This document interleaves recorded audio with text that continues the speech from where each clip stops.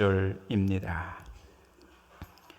마태복음 1장 18절로 20절이고요. 한 번 더 자리에서 모두 일어나셔서 하나님을 경외하는 마음으로 한 목소리로 천천히 다 같이 읽습니다. 시작. 예수 그리스도의 나심은 이러하니라.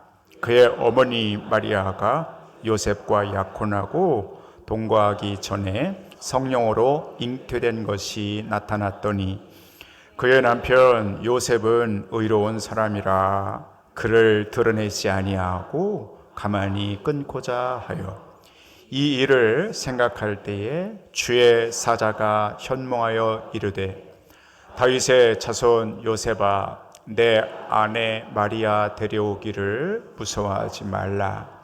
그에게 잉태된 자는 성령으로 된 것이라. 아멘. 자리에 앉아 주시기를 바랍니다.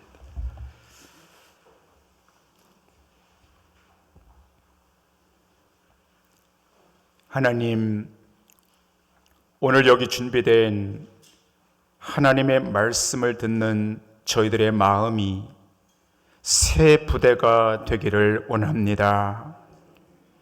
말씀이라고 하는 새 포도주가 우리 안에 부어질 때 터지고 깨지고 새는 것이 아니라 잘 받고 잘 보관하여 유용하게 쓰이도록 역사하여 주시옵소서. 예수 그리스도의 이름으로 기도하옵나이다. 아멘. 그림을 하나 화면에 보시겠는데요. 눈으로 이렇게 보시면 성탄 그림입니다. 여러분의 눈으로 예수님 찾아보세요. 어디 있는지 보이시죠? 또 마리아는요? 보이시죠? 또 동방박사들 한번 찾아보세요. 황금과 유향과 모략을 들고 예수님을 경배하는 동방박사들. 또 목자들은 어디 있나요? 천사들은요? 보이죠? 양도 보이시나요? 크리스마스에 등장하는 주인공들입니다. 자, 요셉 어디 있나요? 요셉 찾아보세요. 잘 보이죠? 안 보여요. 요셉은 보여요? 안 보여요? 잘 안 보여요.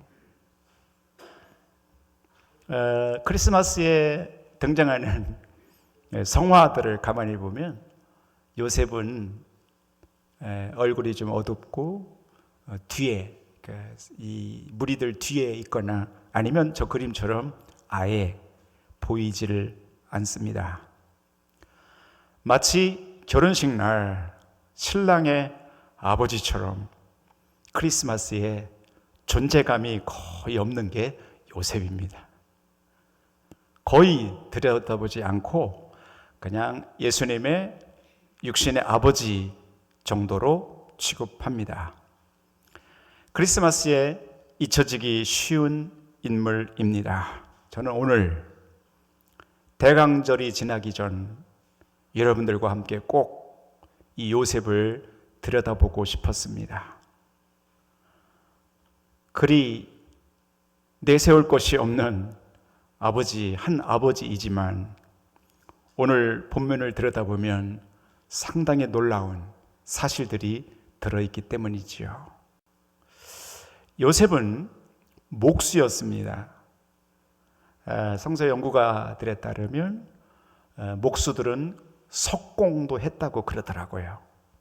그래서 집만 짓는 것이 아니고 돌도 만지고 깎고 이렇게 맞추는 그런 일도 했더라고요. 요셉이 그런 사람이지요. 예수님도 아버지를 따라 목수 일을 하셨잖아요. 목수였고 또 목수들은 그리 넉넉지 않아서 비교적 형편이 어려웠다는 보고이지요.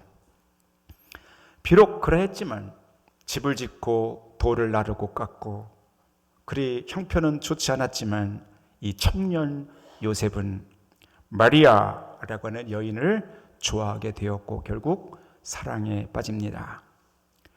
양가의 허락을 받고 화촉을 밝히게 되는데요, 큰 문제가 생깁니다. 마리아가 결혼하기 전 임신을 하게 되는 것이죠. 요셉, 남편이 될 요셉의 씨가 아니었어요. 그 누군가의 다른 사람의 씨였죠. 요셉은 큰 충격을 받게 되고요. 율법에 의하면 혼전 간음은 고소할 수 있었고 돌로 쳐 죽일 수 있었습니다. 이때 요셉의 마음은 참 착잡했습니다. 배신감도 들었을 것이에요. 어떻게 그럴 수 있을까? 그토록 내가 사랑했던 사람인데 어찌 그럴 수가 있을까? 분노도 일었을 것입니다. 요셉의 크리스마스는 매우 침울하고 상처가 깊었어요. 요셉은 겨우 마음을 가라앉히고 19절에 보니 가만히 끊고자 하여 이렇게 돼 있어요. 원문에 보면 조용히 파혼하려 하여 혹은 이혼하려 하여 조용히 정리하려 했습니다. 성경을 가만히 들여다보면 요셉은 참 착한 사람이구나 하는 것이 눈에 들어와요. 여느 사람 같으면 마리아에게 화를 내거나 복수를 하거나 고소하거나 따지거나 소리를 지르거나 그랬을 법한데 요셉은 전혀 그러지 않고 입을 다물고 조용히 아무 말 없이 내가 사랑했던 사람이기에 조용히 그 끝을 맺으려고 합니다. 어떻습니까? 사랑하는 성도 여러분, 그리 착한 사람이었기에 하나님이 그것을 보시고 그 사람을 예수님의 아버지가 되게 할 가정의 아버지로 세운 것 아닐까요? 오늘 한 해를 이렇게 마무리하는 사랑하는 성도 여러분, 특히 여러분의 자녀들이 이 험한 세상을 살아가는 복판에라도 요셉처럼 그 성품이, 그 됨됨이가 착하고 정직하고 온유하여서 하나님께 쓰임 받을 수 있을 만한 그런 요셉과 같은 착한 사람들이 될 수 있기를 축복합니다. 며칠이 지나지 않아 이 착한 사람 요셉에게 신비한 일이 벌어집니다. 요셉이 이렇게 꿈을 꾸는데요, 천사가 나타나는 거예요, 꿈에서. 그리고 하나님께서 메시지를 그 천사들을 통해서 알려주시는 거예요, 요셉에게. 내용은 이렇게 되어 있어요. 다윗의 자손 요셉아, 그러면서 꿈속에서 천사가 메시지를 전해주시는 거예요. 너는 두려워하지 말아라. 그리고 이 일이 이렇게 돌아가는 것에 대해서 이상하게 여기지 말아라. 주저하지 말고 마리아와 결혼해라. 그녀가 임신한 것은 사람으로 된 것이 아니고 성령으로 잉태된 것이니 너는 의심하거나 두려워하거나 주저하지 말고 그 마리아 데려오라는 거예요. 요셉이요, 꿈에서 이렇게 깼는데 그 꿈이 생생한 거예요. 잊혀지는 게 아니고 생생하게 기억이 나고 천사들이 전해준 그 메시지가 선명하게 기억이 되면서 믿어지는 거예요. 마음속으로 믿어지는 거예요. 이게 하나님이 나에게 주시는 말씀이구나 하는 것이 믿어지는 거예요. 그리고는 너무너무 기뻐합니다. 왜? 내가 그토록 사랑했던 마리아와 헤어지지 않고 다시 시작할 수 있다는 거, 내가 그토록, 그리고 나를 그토록 사랑했던 마리아와 다시 만날 수 있고 다시 얼굴을 맞이할 수 있고 다시 사랑할 수 있고 다시 인생을 함께 살아갈 수 있다는 것이 요셉에게는 다시 심장이 뛰는 거예요. 너무너무 기쁜 거지요. 하나님이 천사를 통해서 전해준 그 말씀이 요셉에게 희망과 살아갈 기쁨을 주고 있는 것이에요. 그 순간 요셉에게는 세상에 그 어떤 것도 감수할 수 있는 용기가 그 안에서 생깁니다. 요셉은 그 첫 크리스마스가 너무 침울했고 배신감, 분노, 침울, 우울, 상처로 가득 차 있었지만 하나님의 메시지를 듣는 순간 그것이 바뀌어서 요셉 안에는 새로운 기쁨과 기대감과 희망으로 그의 심령이, 마음이 바뀌어져요.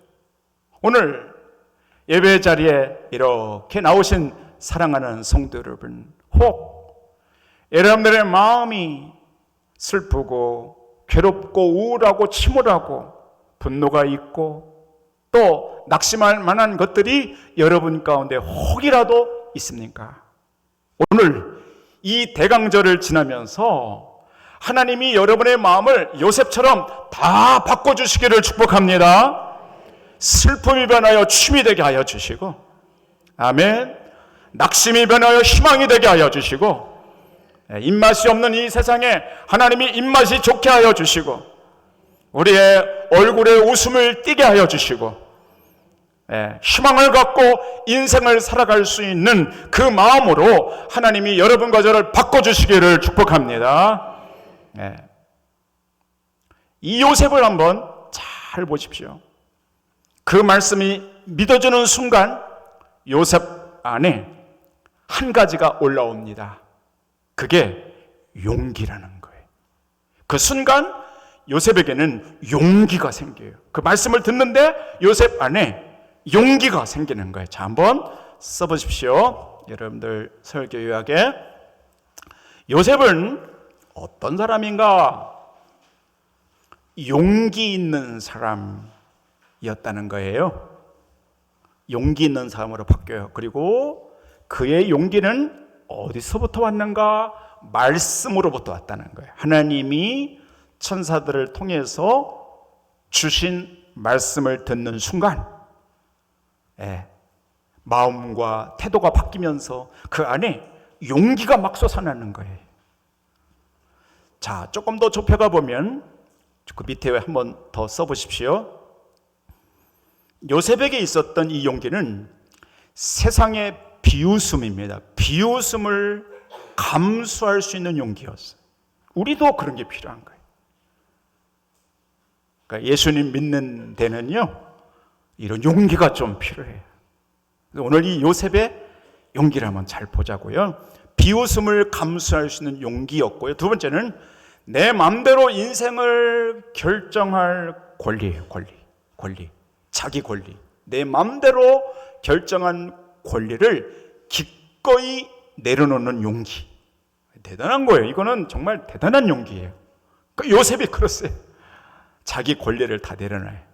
자기 생각을 내려놔요. 그리고 하나님의 말씀을 붙들어요. 거기서 용기가 생기는 거지. 마지막 세 번째는 내가 죄인임을 인정하는 용기지요.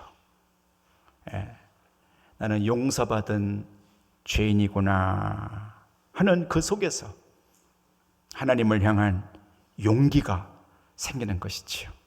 자, 이제 축복해요. 사랑하는 성도 여러분, 여러분과 제가 세상 속에서 예수님 잘 믿으려면 이런 용기가 좀 필요해. 요셉을 아는 주변 사람들이 그랬을 거예요. 성령으로 잉태한다는 게 말이 되냐, 너 요셉? 그 말이 돼?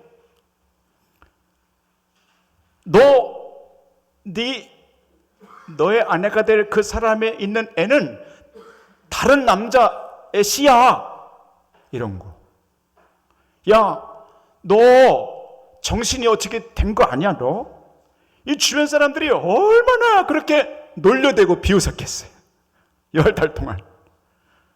그런데 요셉은 하나님이 주신 말씀, 내 사랑하는 사람에게는 사람으로 된 것이 아니고 하나님의 뜻을 따라 성령으로 잉태됐다는 것을 붙잡는 거예요. 확신하고, 아, 그렇지, 내 사랑하는 사람이 그럴 리가 없지, 믿어버리는 것이죠. 그 순간 용기가 나는데 어떤 비웃음도 맞서고 당당하게 싸워나갈 만한 용기가 요셉 안에서 일어나는 거죠. 내 권리, 내 생각을 내려놓고 하나님이 말씀하시니 그렇게 될 줄로 나는 믿고 갑니다 하는 하나님을 향한 용기, 그 용기가 요셉 안에서 막 생겨나는 거예요. 오늘 여러분과 제가 이 말씀 이렇게 듣다가 나도 모르게 여러분 안에 요셉에게 있었던 이 용기가 여러분에게 생겨나기를 주의 이름으로 축원합니다. 용기를 갖고 살아가는 하나님의 사람들 될 수 있기를 축복합니다. 자, 조금 더 좁혀가 볼게요. 지도를 하나 이제 보여드리려고 하는데요.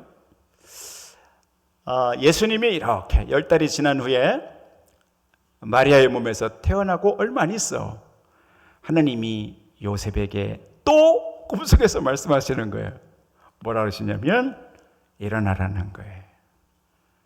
너 빨리 일어나 핏덩이 아기 예수와 산모 마리아를 데리고 빨리 피하라는 거예요. 어디로 갑니까? 애굽으로 가라는 거예요. 저거 베들레헴에서 지도를 잘 보시고 베들레헴에서 이집트 아래쪽으로 화살표를 쭉 보십시오. 저 거리가 지리학자들에 따르면 약 160km 정도 된다고 합니다. 그리고 애굽에서 잠시 머문 후에 다시 하나님이 가라 그럽니다. 어디로? 나사렛으로 가랍니다. 예루살렘에 가서 정결 예식을 행하고 그 후에 나사렛으로 가라는 거예요.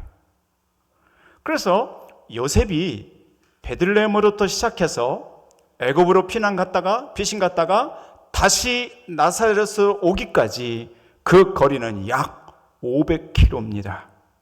그리고 약 50일이 정도 걸려야 오고 갈 수 있는 길입니다. 그리고 지금 데리고 떠나야 될 아기는 핏덩입니다.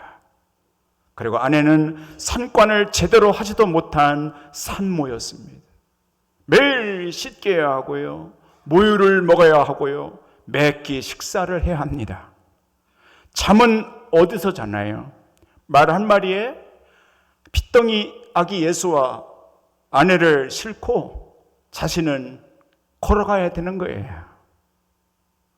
무슨 일이 벌어질지, 어디로 가야 할지, 뭘 먹어야 할지 아무것도 정하지 않았습니다. 그러나 하나님은 요셉에게 가라는 것입니다. 일어나, 너는 애와 산모를 대고 빨리 떠나라는 거예요. 그때 용기가 없으면 못 떠납니다. 거기가 어디지라고 뭘 갑니까? 차가 있습니까? 비행기가 있습니까? 누가 아무도 아는 사람이 없습니다. 요셉은 딱 하나입니다. 하나님. 하나님이 말씀하시니 내 권리를 내려놓고 내 생각을 내려놓고 가라 하시는 그 하나님의 말씀을 붙들고 일어나 핏덩이와 산관을 끝내지 않은 산모를 데리고 그 길을 떠납니다. 그때 요셉 안에 있었던 것이 용기라는 거예요. 용기 그 하나. 하나님이 그렇게 말씀하시면 하나님이 먹을 것도 주시고, 하나님이 그렇게 말씀하셨으니 잘 것도 예비해 주시고, 하나님이 그렇게 말씀해 주셨으니 이 모든 여정을 하나님이 지키실 거라는 믿음과 용기가 그 안에 일어났어요. 그리고 담대히 애굽을 향하여 나간 것이에요. 그게 요셉의 용기였어요. 용기가 없으면 못합니다. 믿음이 없으면 발길이 떨어지지 않습니다. 하나입니다. 용기입니다. 용기를 갖고 그 길을 나서자. 하나님이 다 인도하십니다. 좋은 사람을 만나게 해주시고 굶지 않게 해주시고 씻고 먹고 잘 수 있도록 인도해 주시고 강도를 만나지 않도록 그 여정을 다 지켜서 500km의 지점을 다 찍고 안전하게 나사렛으로 돌아옵니다. 이게 요셉입니다. 오늘 이 말씀을 들으시는 사랑하는 성도 여러분, 이 대강절에 이 요셉 안에 있었던 이 용기 말입니다. 이것이 묻어놓는 것이 아니라 다른 데로 가는 것이 아니라 오늘 말씀을 듣고 나가는 여러분과 저 안에 이 용기가 들어가기를 주의 이름으로 축원합니다. 용기 있는 하나님의 사람들 될 수 있기를 축복합니다. 예. 어떤 분이 진짜 용기란 무엇인가를 이렇게 설명하시더라고요. 제가 참 감동이 되더라고요.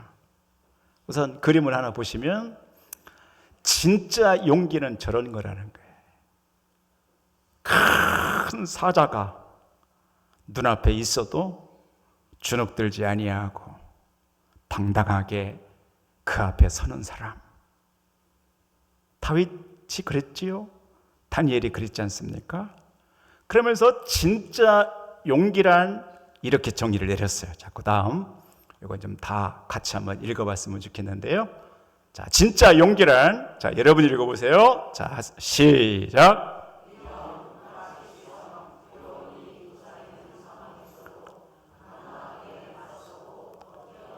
힘, 위험. 지금 요셉이 그 앞에 얼마나 많은 위험들이 있습니까? 불확실성, 잘 모릅니다. 불확실합니다. 두려움. 이 모든 것들이 도사리는 상황에서도 당당하게 하나님 말씀 하나 믿고 맞서고 버텨내는 이 요셉이 가지고 있었던 그 힘, 그게 요셉의 진짜 용기였어요. 큰 사자 앞에서도 당당하게 서 있는 요셉의 모습을 보는 거지. 그러니 오늘 대강절을 지나가는 사랑하는 성도 여러분들 안에도 요셉 안에 있었던 그거, 그 진짜 용기 말이지요. 그게 여러분과 저 안에 동일하게 생겨날 수 있게 되기를 바랍니다. 우리 한번 옆에 분에게 그렇게 한번 축복해 주세요. 그리고 꼭 그렇게 되기를 바라요. 당신은 용기 있는 사람입니다. 해보세요. 시작. 당신은 용기 있는 사람입니다. 할렐루야. 할렐루야. 용기가 생겨날 지어다. 진짜 용기가 여러분 안에 일어나기를 바랍니다. 진짜 용기가 내 안에 있으면 죽음이 두렵지 않습니다. 하나님이 나를 만드시니까 하나님이시고, 하나님이 죽음조차 주관하시고, 죽음 저 이후의 것도 하나님이 예비하시니 뭐 두려울 것이 있습니까? 용기가 내 안에 있기 때문에 그런 것이죠. 참 요셉 가만히 들여다보면 너무나 귀한 것이죠. 이 대강절에 너무 귀한 거예요. 여러분 이거 놓치지 마시고 그렇게 기도하면서 하나님 앞에 나가십시오. 좀 전에 그림을 보여드렸던 그 저자는 이렇게 얘기하시더라고요. 한번 따라서 해보실래요, 여러분? 저를 한번 따라서 해보세요. 용기는 학습된다. 그 말이 참 마음에 와닿더라고요. 용기는 배울 수 있다는 거예요. 용기는 얼마든지 학습이 가능하대요. 그래서 성경을 보면서 배우는 거예요. 이야, 요셉이 그랬다면 나도 그렇게 할 수 있는 거예요. 할렐루야. 학습할 수 있는 거예요. 그럼 오늘 여러분과 제가 성경을 공부하면서 이런 걸 학습하는 거죠. 우리나라 남자들은 대부분 다 군대 갔다 오지요. 여러분들도 군대 갔다 오셨지요. 어느 목사님이 7.101 특공대에 들어가게 되셨습니다. 막 자대 배치를 받고 이분의 글은 이렇게 시작되고 있었습니다. 첫 주일 아침, 이제 특공대에 들어가서 첫 주일 아침, 전 장병들은 연병장에 중대별로 특공무술을 배우고 있었다. 주일 아침에. 나는 특공무술을 하던 중 앞으로 나가 교회를 가겠으니 교회를 가게 해달라고 부탁을 했다. 일직사령관은 여기 교회 가는 놈 어디 있어? 가장 어린 놈이 교회. 그러면서 그 자리에서 다리로 내려 찍기를 하여 내 어깨를 내리쳤다. 나는 자빠져서 기절을 했다. 일어나 보니 다른 사람들은 훈련을 하고 있었다. 나는 다시 격려를 하고 교회를 보내달라고 했다. 그 사람은 제비 손날치기로 나의 목을 쳤고 나는 또 기절했다. 여러분 너무 살벌하지요? 요즘 이러면 큰일 납니다. 영장합니다. 이런 사람. 예전엔 그랬단 말입니다. 예전에 몇십 년 전에는 이런 일이 그냥 다반사였습니다. 잠시 뒤 일어나 일직사령관에게 격려를 하고는 이병 소년보 종교활동 다녀오겠습니다 라고 보고하고 교회를 향하여 그냥 가버렸다. 이 특공대에서 일어나는 일입니다. 일직사령관은 고함을 지르며 돌아오라고 했지만 나는 뒤도 돌아보지 않고 교회로 향했다. 예배는 시작되었고 나의 눈에서 눈물이 하염없이 흘러내렸다. 이렇게 쓰셨어요. 여러분은 무슨 생각이 드시나요? 이런 글들을 보거나 읽으면 여러분 안에 무슨 생각이 드셔요? 저는 이분 안에 용기가 보이더라고요. 이야, 이분 비록 오래전의 일이었지만 대단히 용기 있으신 분이구나.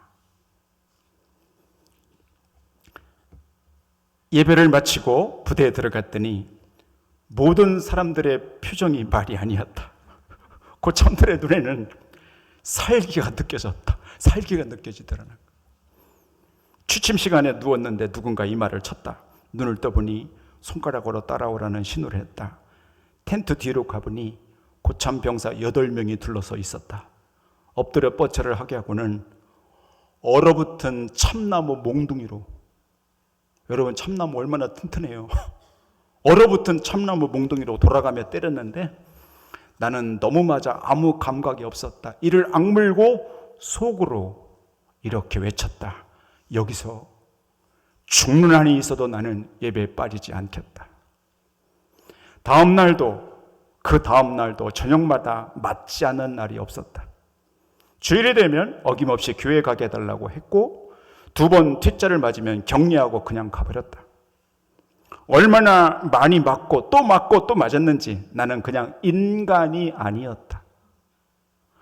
목이 총구로 찔렸고 가름새로 머리를 쳐서 머리가 깨졌고 삽으로 맞아 입술이 터지고 701 특공부대에서 이등병 신참이 혼자 교회를 다니며 겪었던 일은 어떤 말과 글로도 다 표현할 수가 없었다 라고 쓰셨어요.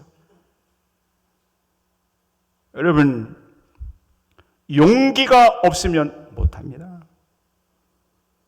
네. 용기가 있어야 이런 일도 하는 것이요. 이 목사님에게는 대담한 용기가 있었던 것이죠. 6개월 이상을 이렇게 지냈다. 지옥이 따로 없었다. 하루도 맞지 않고 자는 날이 없었기에 저녁이 되면 일단 맞아야 안심하고 잠을 잘 수가 있었다.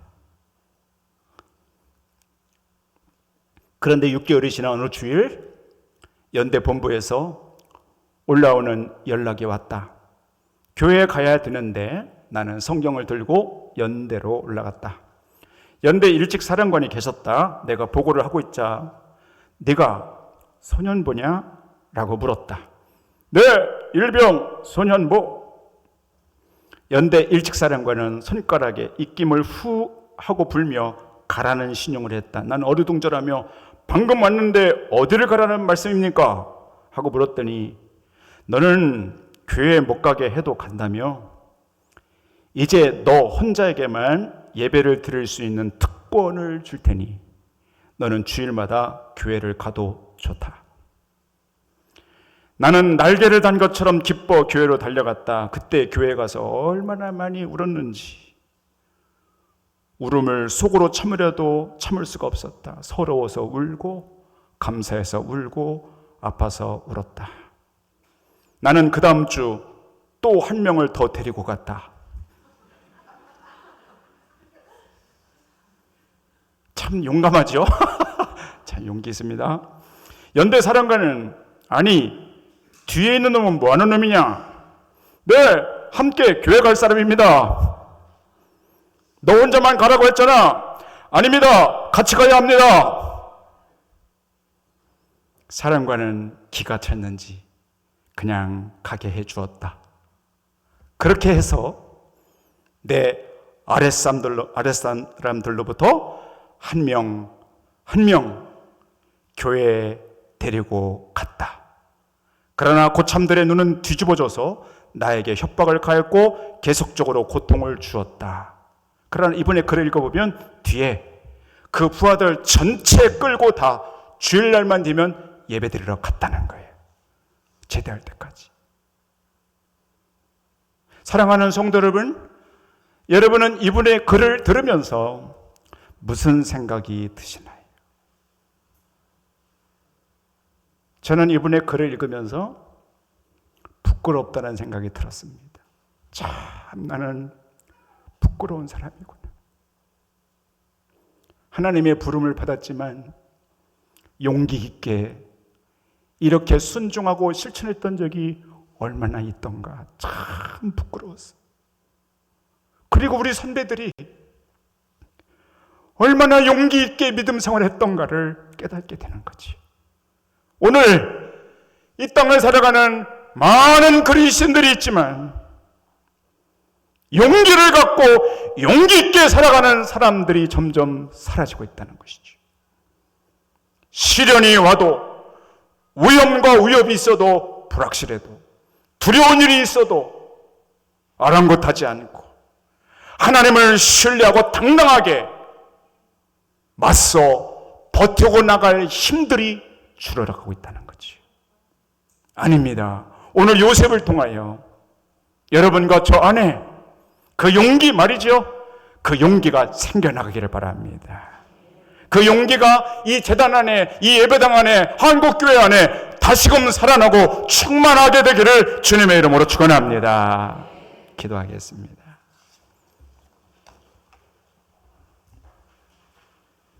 하나님,